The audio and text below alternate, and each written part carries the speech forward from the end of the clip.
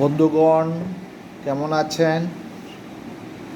আগামীকাল শুক্রবার, বন্ধের দিন, তাই আজকে একটু রিল্যাক্স করছি।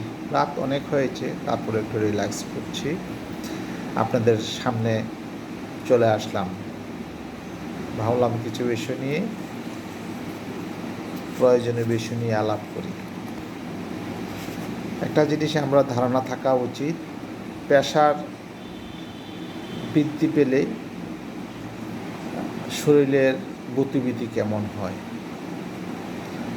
আমরা প্রেশার বাড়ে অনেকেরই, কিন্তু জানি না কী জন্য বাড়ে, কেন বাড়ে,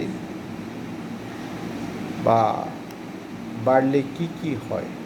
আমরা আজকে জানব, যদি প্রেশার বাড়ে শরীরের গতিবিধিটা কেমন হয় বা কি কি করে।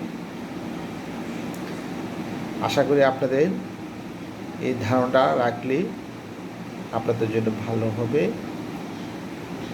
শরীর দিন দিন বাড়ছে, বয়স বাড়ছে, শরীরের সাথে আমাদের মনোযোগ তো অনেক ক্ষেত্রে বিভিন্ন কারণে হারিয়ে ফেলছি।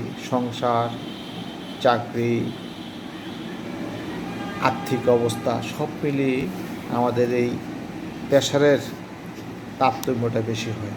তবে আমাদের মনে রাখতে হবে যে কয়েকটা জিনিস যদি আমরা মনে রাখি, তাহলে আমরা বুঝতে পারবো আমাদের প্রেশার বৃদ্ধি পেয়েছে। 1 নাম্বার, প্রেশার বৃদ্ধি পেলে আমাদের মাথা ঘুরাবে,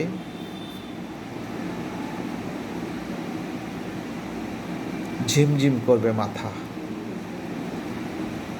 যখনই বুঝো মাথা ঘুরাচ্ছে কেন একটু, বা মাথা ঝিমঝিম করছে কেন, চেষ্টা করবো আমরা যাতে আমাদের প্রেশারটা মেপে নিই। প্রেশার খুব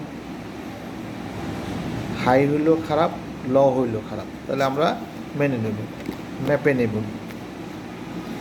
2, চোখে অন্ধকার দেখব, চারিদিকে মনে হয় অন্ধকার হয়ে আসছে, এবং যে কোনো বিষয়, যে কোনো কিছু তাকালে ঝাপসা মনে হবে।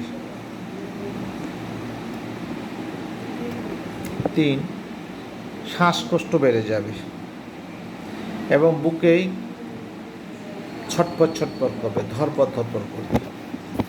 মনে রাখতে হবে যে শ্বাসকষ্ট বাড়া বিভিন্ন কারণে বাড়ে, তবে এই শ্বাসকষ্ট প্রেশারের জন্য যদি বেড়ে থাকে তাহলে এটা খুব খারাপ দিক। আর বুক ধরপড় করে, সেটাও বুঝতে হবে যে প্রেশার আমার বেড়ে গেছে। পানির খুব তৃষ্ণা অনুভূত হবে, খুবই তৃষ্ণা লাগবে, বারবার পানি খাওয়ার ইচ্ছা করবে, পেট পানি খেতে খেতে ভরে যাবে।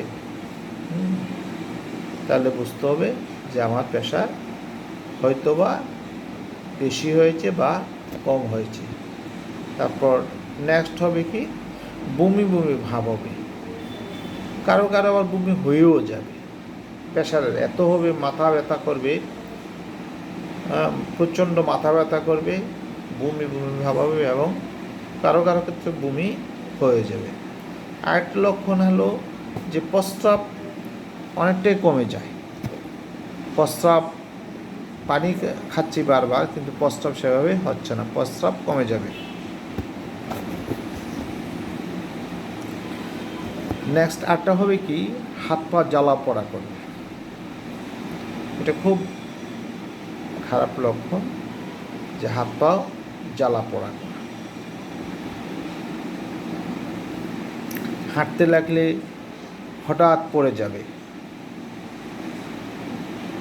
আবার কারো ক্ষেত্রে শুধু নট অনলি পড়ে যাওয়া, সে কী করবে, সেন্সলেসের মতো হয়ে যাবে। মাথার এরকম অবস্থা, মাথা চোখ খেটে থাকবে, চোখ খেটে হঠাৎ কখন পড়ে গেছে, কখন অজ্ঞান হয়ে গেছে বা সেন্সলেস হয়ে গেছে বলতে পারতেছে না।